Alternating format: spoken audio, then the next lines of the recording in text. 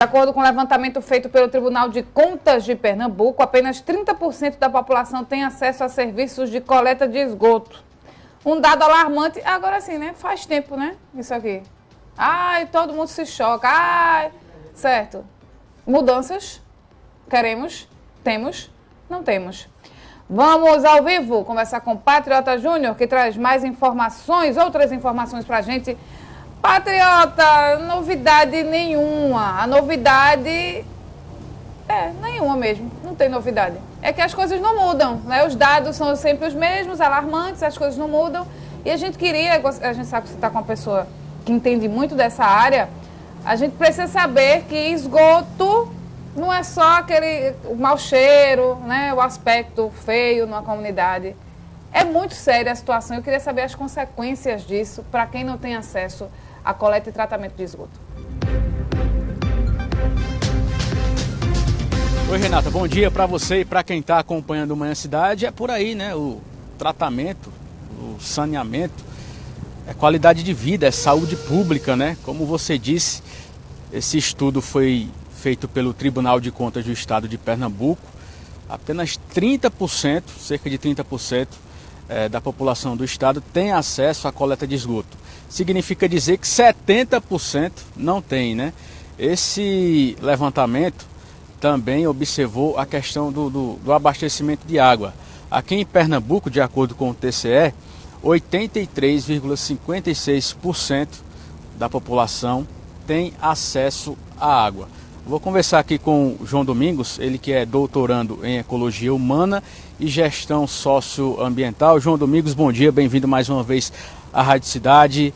O que é que esses números dizem, né? Esse estudo do TCE que é referente ao ano de 2021. Bom dia. Olha, eles dizem muitas coisas e são muito preocupantes.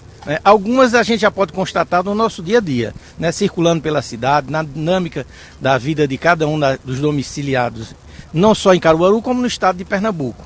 Mas a gente tem que destacar primeiramente esse aspecto de que a água é um direito humano fundamental e que é forte condicionando a qualidade de vida das pessoas, não só do aspecto diretamente da saúde, mas também, por exemplo, muitas pessoas adoecem e falta o trabalho, faltam a escola, né? Tem que comprar água, o que às vezes as pessoas comprometem boa parte do seu orçamento doméstico. E o saneamento, ele é um aspecto que incide em toda a dinâmica da vida de uma cidade, né? Então, portanto, a gente está falando de algo que é extremamente estratégico, importante, fundamental. Pernambuco, através da concessionária pública, ela que a gente aqui não faz uma defesa dela, porque mesmo a Compesa, todo mundo conhece e sabe que ela é uma sociedade de economia mista, ou seja, ela tem sócios que almejam alcançar lucros. Então, é uma empresa que ela não tem, vamos dizer, uma postura, né, e uma desenvoltura social pública. Mas, voltando aos dados, aos números, né, é preocupante porque mais de 1,5 milhão de pessoas que residem em Pernambuco não têm acesso à água. Isso é um dado.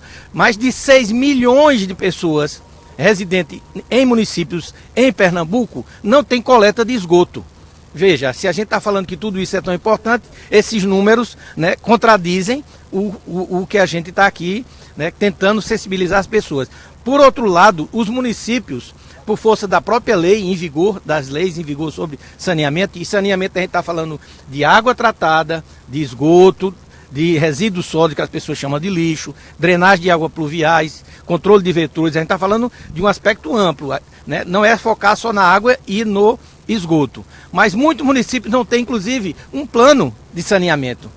Municípios como Caruaru, que tem essa grande densidade populacional, não tem um plano de saneamento. Se você não tem um plano de saneamento, você não tem um diagnóstico como é que isso está funcionando exatamente na cidade, mesmo porque o Sistema Nacional de Informações de Saneamento é de autodeclaração dos gestores. Então a informação que nós temos é aquela que é declarada espontaneamente pelos que fazem a gestão do saneamento. Então há uma certa desconfiança sempre.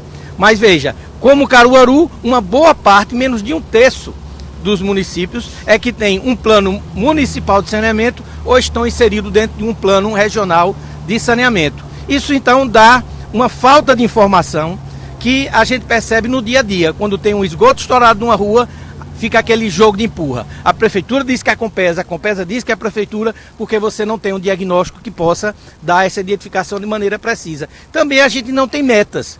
A gente não sabe quais são os horizontes que nos coloca como desafio, embora a lei que está em vigor já estabelece um prazo para o ano de 2033, para que 90% das pessoas tenham acesso ao esgoto tratado e 99% tenham água potável nas suas casas. Das 171 localidades avaliadas, apenas 21 dizem oferecer água a 100% de seus habitantes aqui, incluindo Caruaru. A questão do desperdício, do transporte dessa água, né, também é algo a ser avaliado, né, professor? Porque nós estamos aqui no bairro Agamenon Magalhães, próximo da Caixa da Compesa, para quem está na experiência Rádio Cidade, e a forma como essa água é distribuída, a região agreste tem hoje o menor balanço hídrico do país, comparando aí a oferta e a demanda. Então é um sinal de alerta também o manuseio, o cuidado com o desperdício envolvendo a água também aqui na região, né, professor? Perfeitamente. Nós temos aqui uma região que é muito carente de água, né, que sofre esse déficit no balanço que você já mencionou, e por outro lado a gente tem números assustadores de desperdício de água.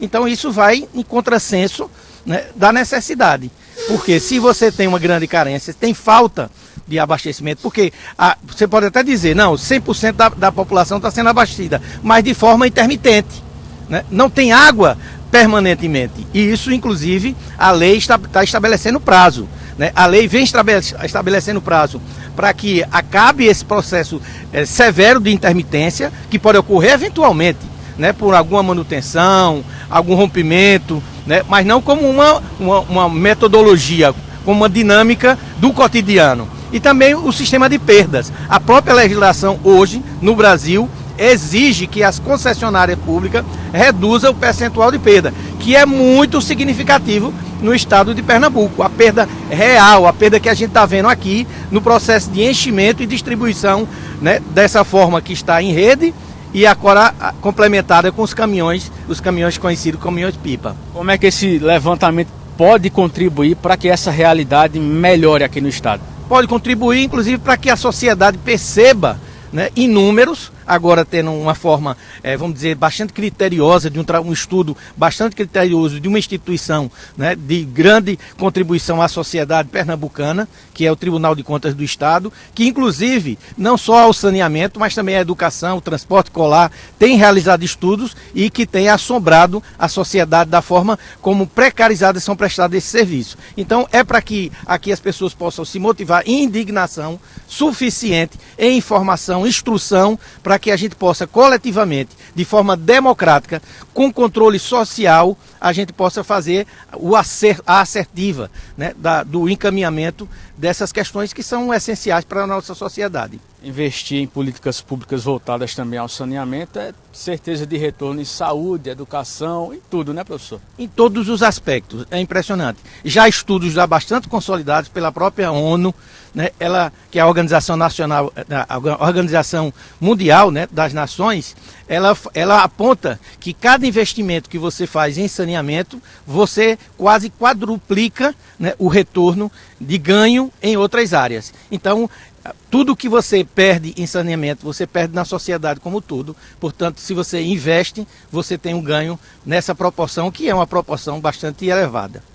Qual a participação da sociedade também nesse processo? Nós estamos falando aqui da responsabilidade dos órgãos públicos, mas nós, né, como habitantes, também temos um papel importante nessa transformação, né? Sim, é lógico que as pessoas têm uma contribuição micro, né, pouca, né, nas suas casas, atomizado, né, em cada domicílio, mas é importante que as pessoas evitem vazamento na sua casa, evitem jogar lixo na rua, porque o lixo na rua, que faz parte do saneamento, né, oportuniza a situação para o criatório de vetores. Então, você joga um copinho descuidado no chão, ele bateu a chuva, ali é um foco que vai reproduzir vetores, que vai propagar várias doenças, como a gente tem visto aí, a zika, a chikungunya, a dengue, né? Então as pessoas todas todas elas têm que ser imbuídas de corresponsabilização, de participar nos processos decisórios, dos conselhos, né, das instâncias, dos momentos de audiência pública. Um plano municipal de saneamento deve ser com a participação efetiva das pessoas. As pessoas que buscam informação, né, e cobrem dos seus gestores um posicionamento. A gente chegou, eu diria, a um ponto crítico da sociedade brasileira. As leis, inclusive, estão aí de forma imperiosa, né, estabelecendo prazos. Então vamos cobrar por eles e vamos contribuir cada um ao nosso modo. Muito bem, obrigado pelas informações. João Domingos, doutorando em Ecologia Humana e Gestão Socioambiental, né? E claro, né, o investimento em saneamento é muito importante, em tratamento de esgoto, porque isso vai refletir em melhoria direta na qualidade de vida da população, saúde, educação e tudo, né? E a gente espera, claro, que essa realidade um dia possa melhorar, né, Renata, aqui no estado e em todo o país. É com você. Obrigada, Patriota, obrigada, Super João também. E a gente precisa cobrar, porque isso é sempre tema de pauta de campanha. Né, mano? Tá assim, aí mete o cacete quem estava na gestão passada. Aí assume. Quando termina a sua gestão, evolução mínima ou nenhuma no assunto. É por isso que eu digo. Aí vem o